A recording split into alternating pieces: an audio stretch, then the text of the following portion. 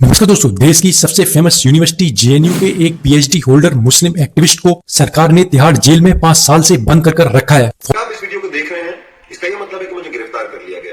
Farmer chief justice of India DY Chandrachud ji बताते हैं कि मुस्लिम एक्टिविस्ट ने खुद ही 7 बार बेल लेने से इनकार किया। आइए दिल्ली राइट्स के मास्टरमाइंड कहे जाने वाले मुस्लिम एक्टिविस्ट उमर खालिद की फुल स्टोरी पर नजर डालते हैं।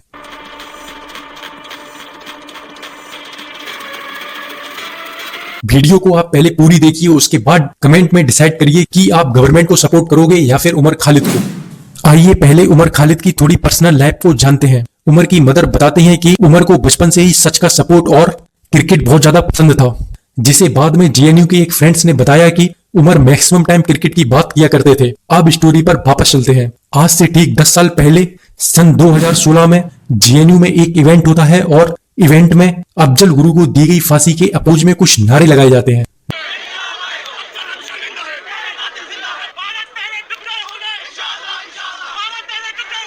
नारों को एक मीडिया चैनल ने कैप्चर कर लिया। अक्सर इससे पहले जेएनयू में मीडिया की एंट्री बहुत कम होती थी, लेकिन 2014 में सेंट्रल में बीजेपी की गवर्नमेंट आ चुकी थी।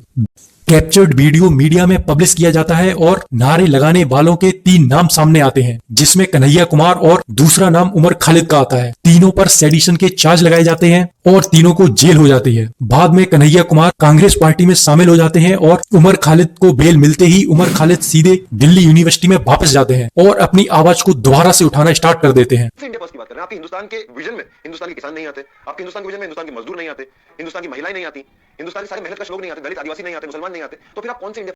अब तक उमर खालिद को काफी पॉपुलैरिटी मिल चुकी थी और एक मुस्लिम एक्टिविस्ट के चेहरे के रूप में उभरते हुए नजर आ रहे थे। कई सारे मीडिया चैनल से उन्हें इनवाइट आता, कई सारी गैदरिंग्स में उन्हें आवाज रखने का मौका मिलता, बट एक मीडिया चैनल्स ने उनकी आवाज को दबाने की कोशिश की और उन्हें एंटी नेशनल तक बोला। उमर की एक क्लोज फ्रेंड्स बताती हैं कि अब तक उमर को अपोज करने वाले लोगों की संख्या भी बढ़ रही थी।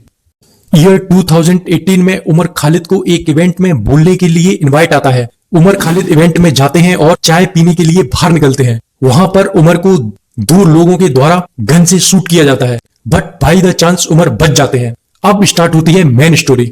ईयर 2019 बीजेपी का सेकंड टर्म स्टार्ट होता है और बीजेपी गवर्नमेंट पार्लियामेंट में सीए और एनआरसी जैसे एक्ट लेकर आती है, जिसके अपोज में पूरी कंट्री में प्रोटेस्ट स्टार्ट हो जाते हैं।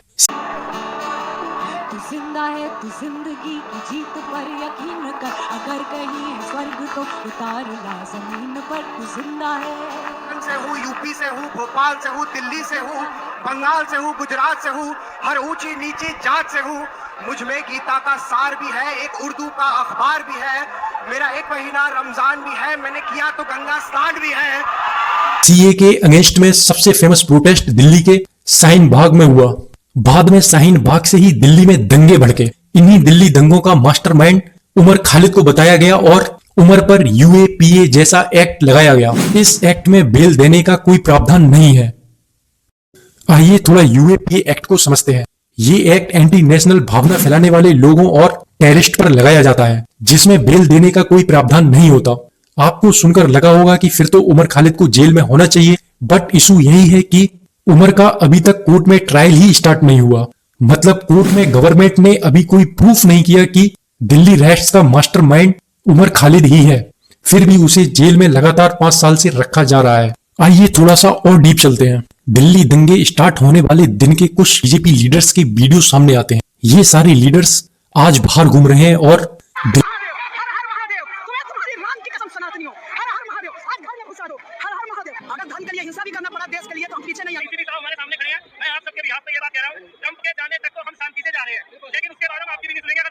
दिल्ली दंगों के 8 दिन पहले महाराष्ट्र के अमरावती में उमर के द्वारा दी गई स्पीच का एक वीडियो वायरल कर उमर को एंटी नेशनल बोला गया, जो वीडियो आधा था। और इस देश के आवाम को अगर किसी रास्ता दिखाया है तो शाहीन बाग की औरतों ने दिखाया। हम वादे करते हैं 24 तारीख को जब डोनाल्ड ट्रंप हिंदुस्तान आएंगे तो हम ये बताएंगे कि हिंदुस्तान के प्रधानमंत्री और हिंदुस्तान की सरकार हिंदुस्तान को बांटने का काम कर रही है, महात्मा गांधी के उसूलों की धज्जियां उड़ा रही है, और ये बताएंगे कि हिंदुस्तान की आवाम हिंदुस्तान के हुक्मरान के खिलाफ लड़ रही है। अगर हिंदुस्तान के हुक्मरान देश को बांटना चाहते हैं तो हिंदुस्तान की आवाम देश को छोड़ने के लिए तैयार है। हम तमाम लोग सड़कों पर निकल कराएंगे, आप लोग निकल कराएंगे। बाद में कोर्ट में पूरा वीडियो चलाया गया, आप भी पूरा वीडियो देखिए। फैलाएंगे तो हम उसका जवाब प्यार से देंगे। अगर वो डंडा चलाएंगे तो हम तिरंगा उठा के लहराएंगे। अगर वो गोली चलाएंगे तो हम संविधान को हाथ में लेकर अपने हाथ को बुलंद करेंगे। अगर वो जेल में डालेंगे तो सारे जहां से अच्छा हिंदुस्तान हमारा गाते गाते हम हंसते हंसते जेल चले जाएंगे, लेकिन इस देश को आपको बर्बाद करने नहीं देंगे। फिलहाल उमर अभी जेल में है और ट्रायल स्टार्ट होने का वेट कर रहे हैं। अब आप कमेंट में बता सकते हैं कि आपको यहाँ गवर्नमेंट सही लगी या उमर खालिद। लास्ट में उमर खालिद एक लेटर में लिखते हैं कि अब तो बस यही जिंदगी है।